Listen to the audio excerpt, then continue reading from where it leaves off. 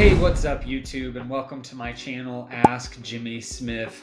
I know that starting an Amazon FBA business can be so overwhelming with all the different steps and methods and varying and even conflicting advice out there, especially on YouTube, my people, so to speak. And so it's hard to know where to begin. And in this video, I want to share my exact method for starting to sell on Amazon from scratch. And using this method, I've built an Amazon FBA business that's done over $5 million in sales, and I'll show you the screenshots in a second, without marketing or even creating my own product for the majority of that revenue. Well, I have made my own products as well. The majority of these sales and profits have been done through reselling products based on the methods that I'm going to discuss in this video. So if I were starting all over today, this is exactly what I would do, and it is exactly what I cover on this channel in tons of videos, over 200 videos at this point, if you'd like to learn more in-depth information about these methods. Now, before we get started, I'm doing a contest on this video for one lucky winner. If you want to be entered in to win a copy of my Amazon best-selling book, Side Hustle to Full-Time Income, plus the free course and the free audiobook that comes with it, all you have to do is drop a comment below on today's video and make sure that you hit the notification bell, because you want to tune into the next video to see if you won, since I put the winners into the middle of each of the following videos, as you'll see in this one. Now, I do want to show you the numbers first before we get into some of these methods, so that you can see what I've done, and the fact that I've actually done over $5.6 million in total sales from January of 2016 through May of 2023. Now, this store has a gross profit margin of over 20%. I'm sharing this to prove that this method works and is worth your time to go through this video. You can see that I'm not making any of this up. Here we go. If I add this to my screen, you can see over $5.6 million in sales. There were refunds, etc. So total income was about 5.59, just very close to the 5.6. And you can see the total net profit, and this is gross profit, of $1.25 million since January of 2016. If you were to average that out, it's obviously not $5 million per year, but in total, it's been over $5.6 million on that particular Amazon business. And which is why in my book and in the course, I talk about going from $0 to $100,000 per month on Amazon, which is why I'm doing the giveaways, so people can see how to do that. Now, there are 5 key steps in being able to do this properly, and it's really the basis for my course in the book that's had over 1,000 success stories come from them. But you can actually see those success stories, over 500 of them, at askjimmysmith.com/success. But the very first thing that you want to do is to choose your method of selling. The second thing is to find a supplier or multiple suppliers. The third thing is to analyze products. The fourth thing is to prep and ship your products. And the fifth is to scale your business as quickly as possible. And so I'm going to break down each of these steps as simply as possible as I can on a YouTube video, starting with choosing your method of selling, or in other words, choosing your business model. On Amazon, there are 3 different types of selling on the platform. The very first one, which is the majority of stuff that I teach, is arbitrage products. This is where you buy from a store and you resell on Amazon for a profit. You can do this either online or in any local retail store. This is the main method that I've used for those sales and that I've taught and that I've grown and scaled a business doing.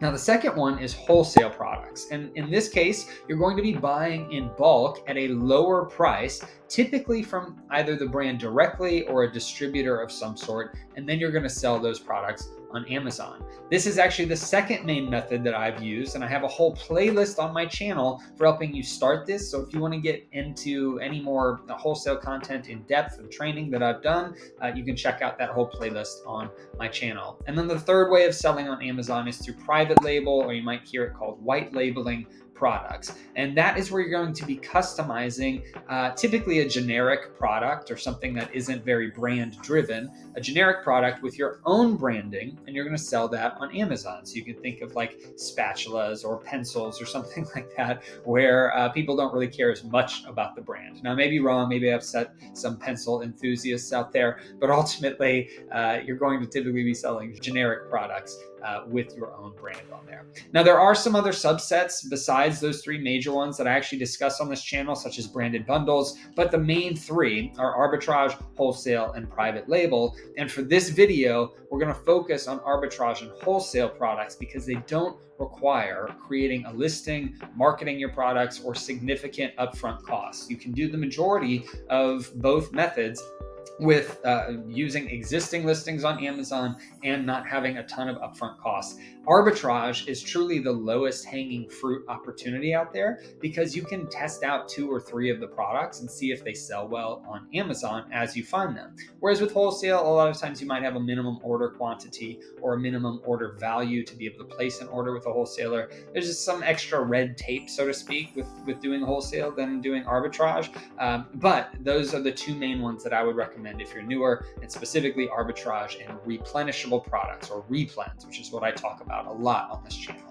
Now let's talk a little bit more about finding a supplier. And for arbitrage specifically, you're usually going to be starting out with the supplier or the store before searching for your products. However, with wholesale, you're typically going to be finding products and then looking for the wholesale distributor after the fact, or going to the brand after the fact. This is why I actually like the arbitrage method for newer sellers, and this is how I would start my Amazon business if I were restarting everything again today, because you can go find products, see that they're selling based off the product analysis that I'm going to talk about in a minute, and then you can sell those products on Amazon without ever having to deal with getting permission from wholesale companies or the brand or distributors at all. You just go buy them and sell them on Amazon using the traditional methods that you can find out about on this channel and other channels on YouTube. So let's talk about product analysis, because as you go out and you find your supplier and you start looking at products, if you're doing arbitrage,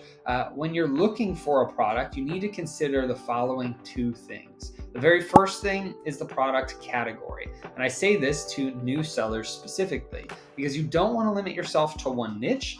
Every category on Amazon sells, and they all sell very well. However, for new sellers, there are going to be restrictions for different categories that you can sell in.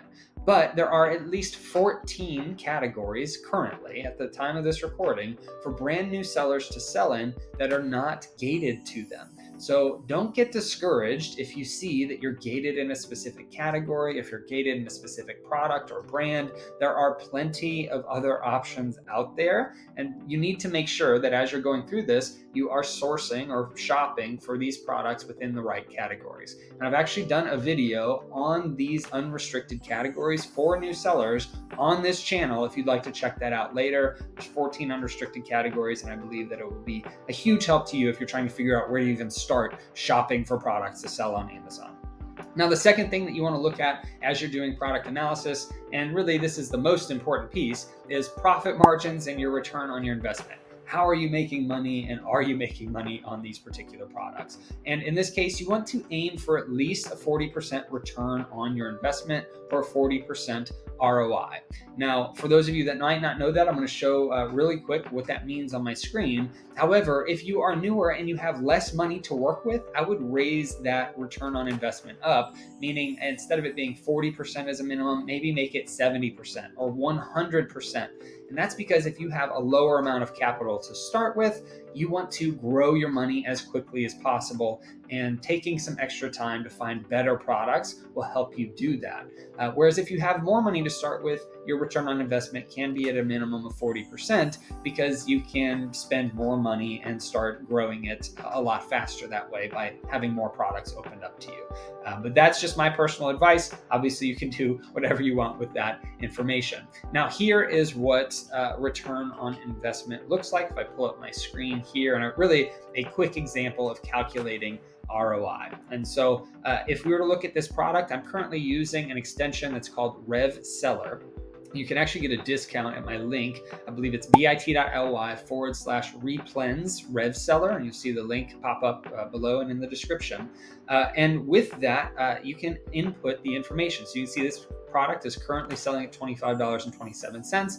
If you were to buy this at $9 for the 6-pack, you would be left with $6.74 of margin, and the ROI in this case would be 75%. However, if you were to buy this at $12 for the 6-pack, you have $3.74 of profit and 31% ROI. So in this case, we wouldn't want to buy it because it's lower than that 40% minimum that I recommend. Now, you can buy whatever you want, but that's just my recommendations. However, if you did find it at the $9, I would definitely recommend buying this because you make 75% return on investment and $6.74 of profit after all fees are calculated and taken into consideration, which you can see all those fees over here. Now, I've actually done a video on setting up RevSeller, so if you want to check that out and you decide to use it, I recommend going through that to see all the different settings that are factored in this case.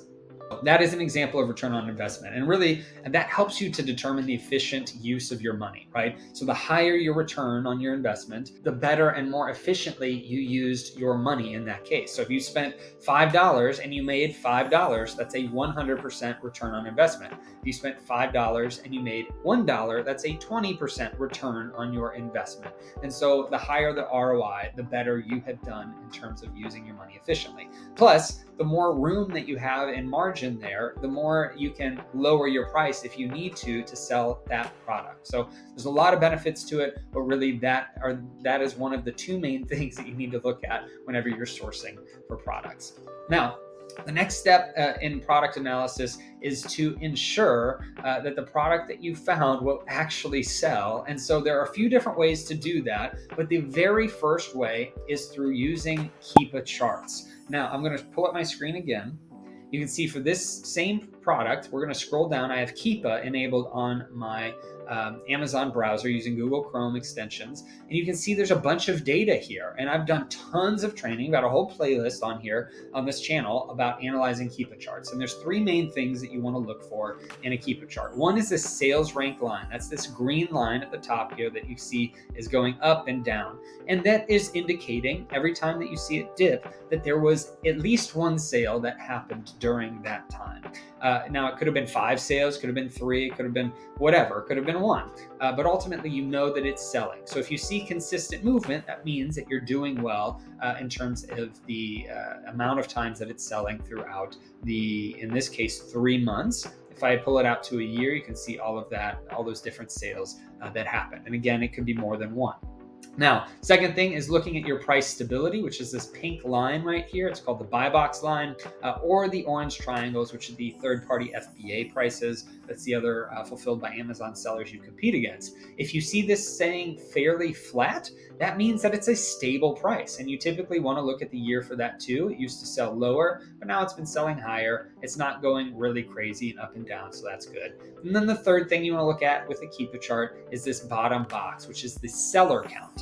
And you can see that the sellers are going up and down, which is indicating sales as well. You don't want to see a seller count that looks only like this, where it's going up and you're not seeing very many sales. You want to see a seller count that indicates more sales by going up and down. And so that is the very basics of what it means to look at a Keepa chart and what we're looking for, that it's selling because you're seeing the drops, the price is staying fairly consistent, and the sellers are selling out as well. If you see a huge increase in sellers, typically you're going to start seeing prices tank and the product may not be selling very well either. Now, you can actually get my free 17-page Keepa training guide at my website. So it's much more than these 2 or 3 minutes that I've talked about it. The Keepa training guide you can get at askjimmysmith.com/Keepa guide. Now, as a side note, you might hear some people tell you to look at the bestseller rank or the BSR of the particular product, saying that the lower the BSR, the bestseller rank, means that there's more sales, or to aim for products with a BSR under 100,000 or under 200,000, etc. However, the sales rank is just a snapshot in time. I think this is one of the worst pieces of advice that any arbitrage and wholesale seller can give to somebody else, because one day a product could be at 40,000 or 20,000 of the sales rank, and then the next day or a week later could be at 200,000 or 300,000. You can actually see, if I pull my screen up again, this Keepa chart right here, this is this indicator of the sales rank. So if I look at this month, In this month, it's gone from at its lowest point, 61,000, up to its highest point was back here at 203,000. So if you were to say, find this product here, and somebody told you not to buy it at 100,000 or less, or over 100,000, then you would have passed up on this product. But if you were to find it here when it's at 61,000, you could buy 5 or 10 of them and then get stuck with a bunch of product because it's not selling that fast. So you want to make your determinations based off of Keepa being your guide for those decisions, because it can be detrimental if you start making decisions based off of the bestseller rank. I know tons of sellers that do well with it. I just highly recommend against it because of that fact that it can really mislead you if you're solely focused on the bestseller rank.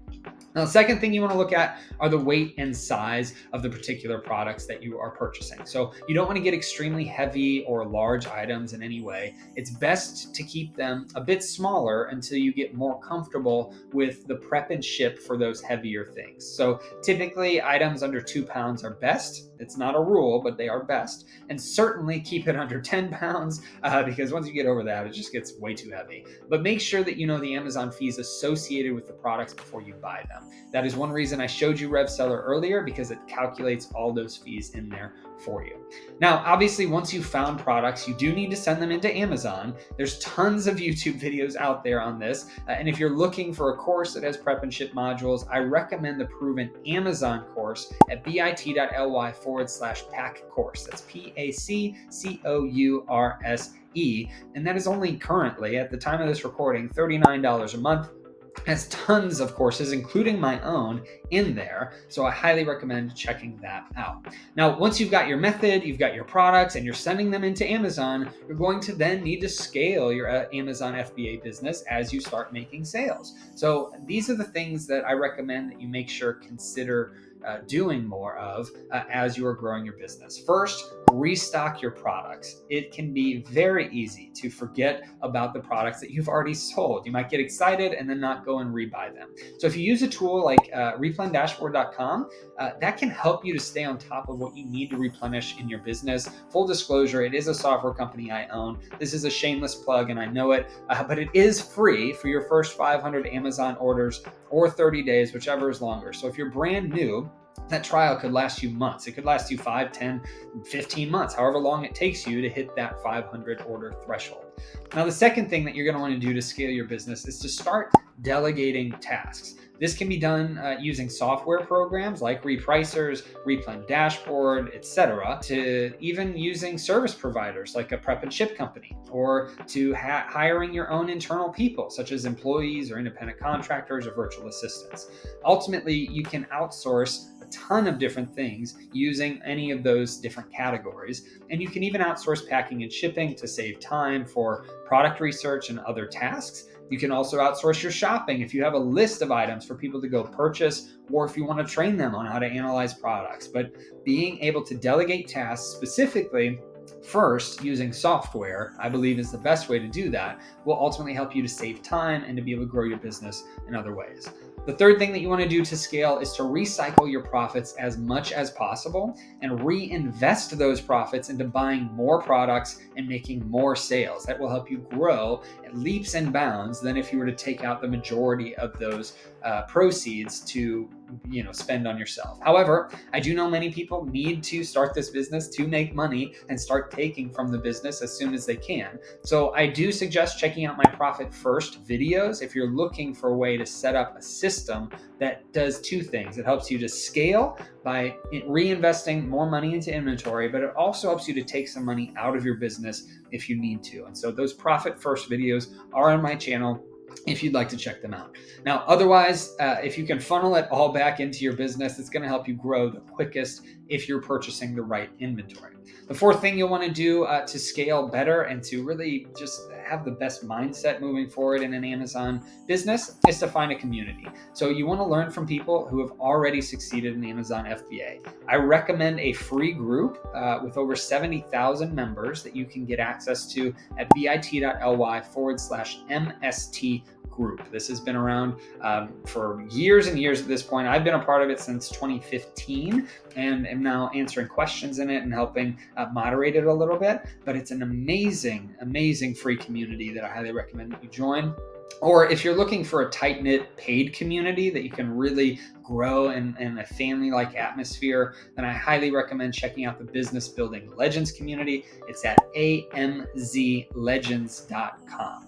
And then the fifth thing that you want to do is start diversifying your products. You can sell in multiple categories to reduce some of the reliance that you'd have on a single product or a single category, right? If you're selling a lot of products in the grocery category, then it's going to set you up for some potential risk if things change in that category. So start diversifying your products as you're growing. And then the sixth thing is to consider moving to wholesale and then private label as you gain more experience on Amazon. If you start with arbitrage, wholesale would be the next logical step. And after that, private label or branded bundles can fall into that as well. And so that would be my recommendation if you're looking to grow and scale into different methods. Now, let's quickly review the key steps for starting on Amazon FBA from scratch. So first thing, choose your method of selling. So either look for arbitrage or wholesale products with good profit margins. I highly recommend not starting with private label, as I hear more horror stories about people that do that versus any of the other two methods that I have described. The second thing is to find a supplier or suppliers if you're doing arbitrage and looking for multiple suppliers. Locate a reliable supplier who can deliver quality products on time, specifically if you're doing wholesale or if you're doing online or retail arbitrage, you can just go back to the stores and repurchase those products. The third thing is start analyzing products. You want to check Keepa, check the size of the products, and really even check the seasonality to ensure that the product is going to sell well. Fourth thing is to prep and ship your products. And then the fifth thing is to scale your business by delegating tasks, reinvesting your profits, finding a community, and just growing your business in general with different methods. So that's it. If I were starting all over today, this is the exact method that I would use to start selling on Amazon FBA from scratch. Just remember that success in this business does take time. It takes persistence. It takes patience. So keep learning, growing, and adapting your strategy, and you're going to be well on your way to building a successful Amazon FBA business, utilizing a lot of the free resources that I've recommended, and if you want to look at some of the paid ones as well. Now, don't forget that if you want to win a free copy of my book, Side Hustle to Full-Time Income, and make sure to drop a comment down below and tune into the next video to see if you are the lucky winner. Let me know your thoughts, questions, and experience in the comments. And if you're interested in any courses or software programs I recommend, check out the description below for all of my links. If you found this video helpful, don't forget to hit that like button, subscribe to my channel for more content on Amazon, side hustles, artificial intelligence, and business building strategies, and share your thoughts in the comments below. I hope you enjoyed this video and that you have a great rest of your day and a blessed rest of your week.